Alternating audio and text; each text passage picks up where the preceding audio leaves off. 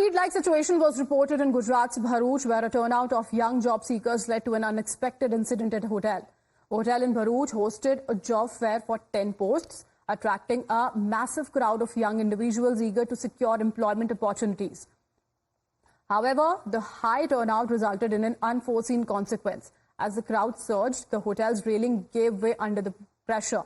This incident highlights the pressing issue of unemployment and has given the opposition a chance to attack the undefeated BJP government, which has been in power for the past 22 years. Leader of opposition in the Lok Sabha, Rahul Gandhi, claimed that unemployment has taken the form of an epidemic in India and alleged that the BJP-ruled states have become the epicenter of this disease.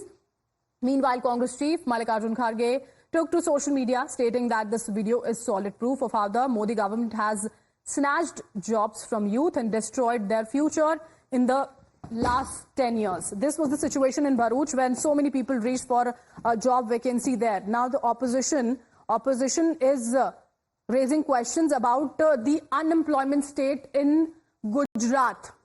If we talk about the Congress chief Mallikarjun Kharge, this was the post he did on the platform X, जिसमें वो लिखते हैं कि video 22 वर्षों से भाजपा द्वारा गुजरात की जनता के लिए धोखेबाजी मॉडल का प्रमाण है।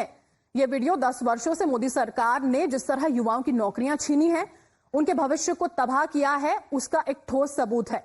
सालाना 2 करोड़ नौकरियां देने का भाजपाई वादा, पेपर लीक, भर्ती भ्रष्टाचार, शिक्षा माफिया, सरकारी नौकरियों के सालों तक उनको खाली रखना, SC, ST, OBC, EWS पदों को जानबूझकर यहां पर नहीं भरना, अग्निवीर जैसी योजना लाकर ठेके पर भर्ती करना. This is how Mallikarjun Kharge accused the government of not taking cognizance of the present scenario in the state. It's been 22 years, Mallikarjun Kharge stated, that the BJP is ruling the state, and still if we see such visuals coming out, that raises questions. Hiten is on the line with us on the broadcast. Hiten, हम तस्वीरें देख पा रहे हैं, जितनी उम्मीद शायद थी उससे न जाने कितने लोग वहां पर पहुंच जाते हैं. क्या कुछ हुआ वहां पर, अब इसके बाद एक्शन क्या लिया जा रहा है, बताएं जरा.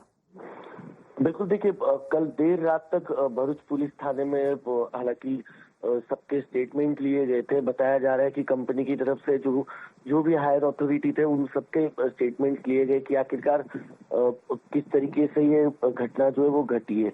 बताया जा रहा है कि ये घटना जो है वो बुधवार के दिन की है और बुधवार के दिन ये एक ओपन वॉक इन इंटरव्यू रखा गया था जिसमें 10 पोस्ट के लिए जो है ये इंटरव्यू रखा गया था, जिसके लिए करीब हजारों युवक जो है वहां पर पहुंच गए. जिसके बाद धक्का मुक्की हुई और होटल की जो रेलिंग थी वो भी टूटी, कुछ युवक गिरते भी नजर आए, कुछ स्टूडेंट्स भी थे इसमें, लोकल स्टूडेंट्स. इसमें बताया जा रहा था कि जो कॉलेज में स्टडीज कर रहे हैं उसके साथ साथ वो पार्ट टाइम जॉब के लिए भी वहां पर जो है वो इंटरव्यू के लिए पहुंच चुके थे.